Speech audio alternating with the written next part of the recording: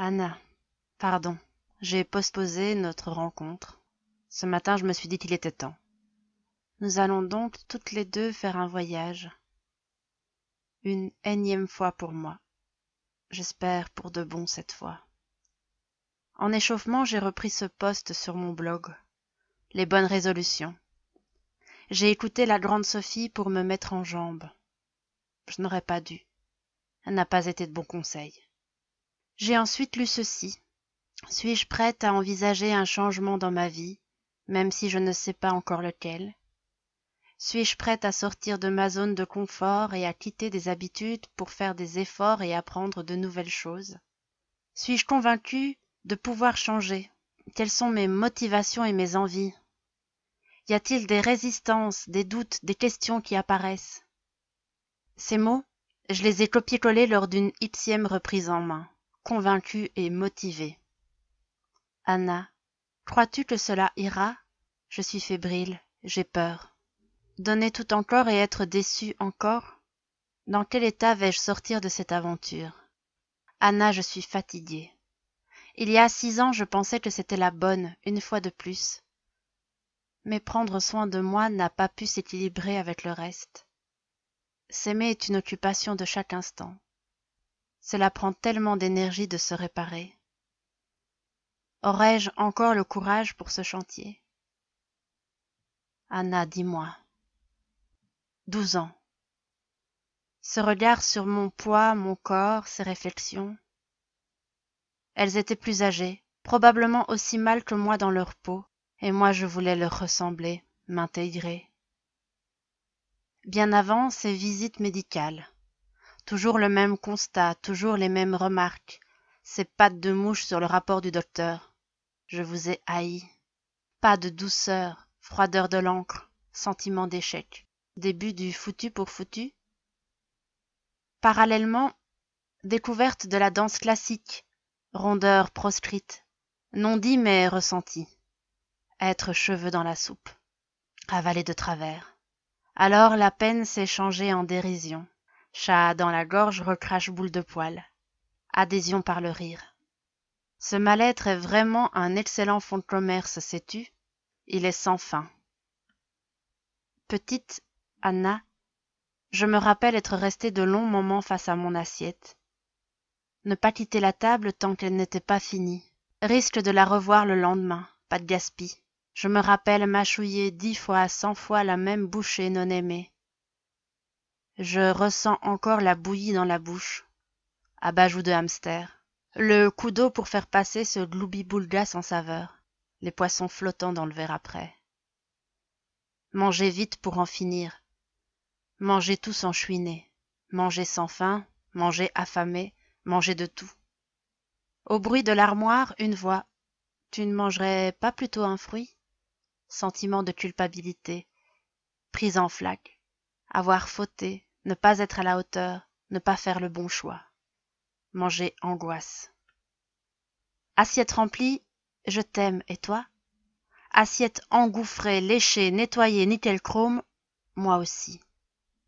Manger joie, manger amour, manger partage, manger convivialité, manger réconfort, manger pour combler le trou, la fosse, le gouffre, sans fin et sans fond. Se créer ainsi une couenne protectrice, une couenne destructrice, une couenne paradoxe, une couenne hormone, apparence de gras amorphe. Je suis tellement plus que ça, Anna. 15 ans.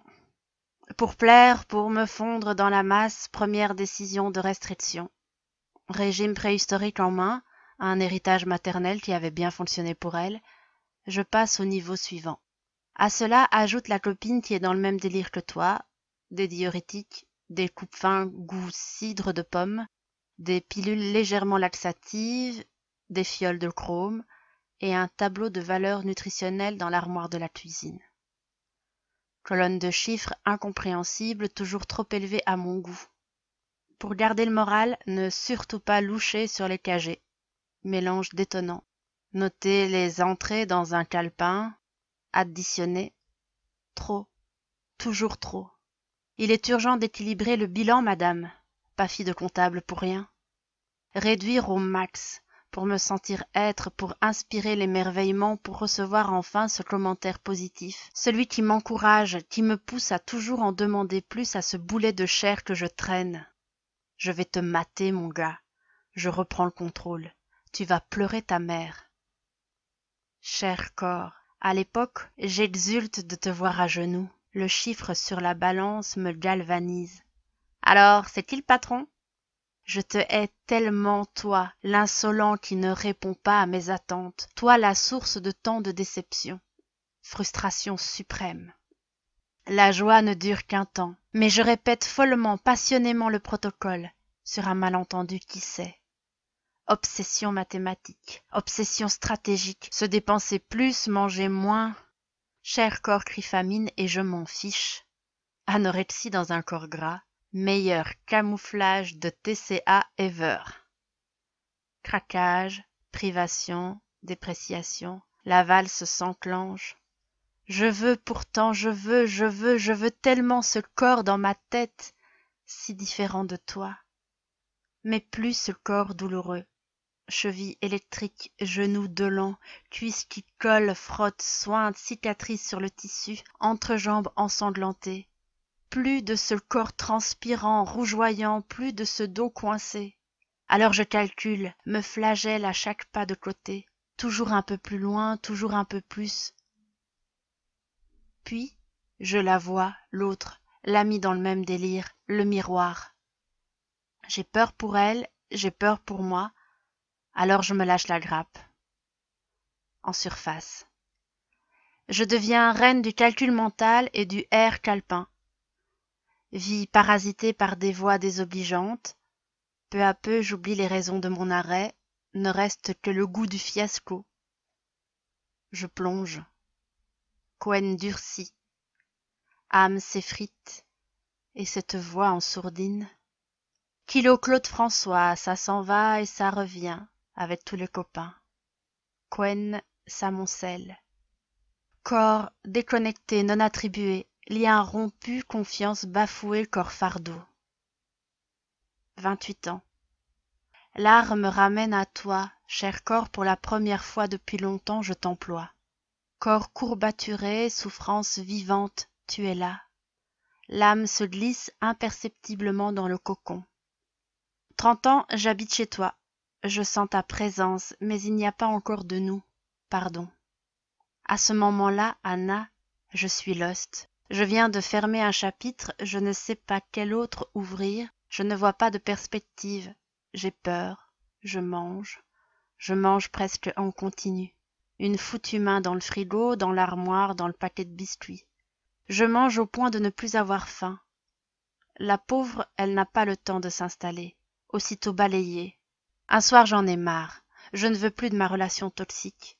Sacar la basura. Exit la goinfre. Bonjour Elsie. Je veux renouer avec mon corps, avec ma faim. Je ne connais qu'un chemin pour arriver jusqu'à eux. La peine. Me donner la peine de. Alors je jeûne. 1 jour, 2 jours, 65 heures. Retrouver ces sensations, retrouver le goût des aliments joie. Puis je saute le petit-déj, au quotidien, puis le dîner. Je m'explose souvent le bide durant les heures de permission. Manger sans frein au prix de quelques petits efforts, le rêve d'une vie. Dans mon bidou, je mets de beaux légumes et de magnifiques légumineuses. Oui, le sucré, le pain, les laitages et la viande n'ont plus trop voix au chapitre. Mon estomac bougonne. Je fais la sourde oreille. Manger sans frein au prix de quelques petits efforts, le rêve d'une vie, non? Je cherche des causes ailleurs. Intestin irritable? FODMAP? Je me désocialise de fait, puis par choix. Manger en dehors de l'horaire n'a plus rien de convivial pour moi. Je me découvre sportive.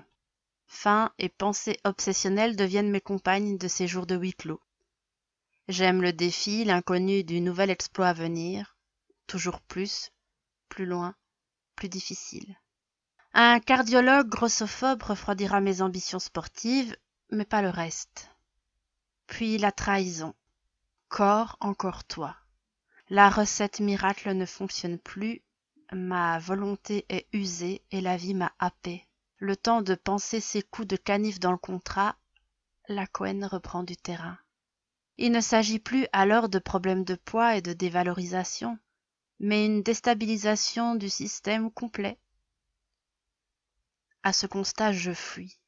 Vis en jachère le temps que ça passe. L'herbe ailleurs est tellement plus verte, Anna. 2020. Ma vie apnée est privée de liberté. Immersion survie dans le travail. Glisser les problèmes sous le tapis, ni vu, ni connu. 2021 récolte des dégâts. Anna, est-ce la fin de cette voie? Vais-je enfin emprunter une autre trajectoire? Cher corps, je te prie d'excuser mes 35 ans de digression et ces moments d'infidélité. La route est longue. Avec ce nouveau trajet, j'espère la fluctuation des pronoms. Du je, tu, au nous. J'espère nous rendre fiers. J'espère nous libérer, la plupart du temps, des pensées malfaisantes et du poids du poids. Je nous espère heureuses, bien dans nos basques et pleinement nous. Pour ça, je m'engage à aller à notre rencontre physiquement et mentalement. Je ne viendrai pas seule, je crois. Je me sens encore trop fragile pour ça, trop perméable aux fausses routes.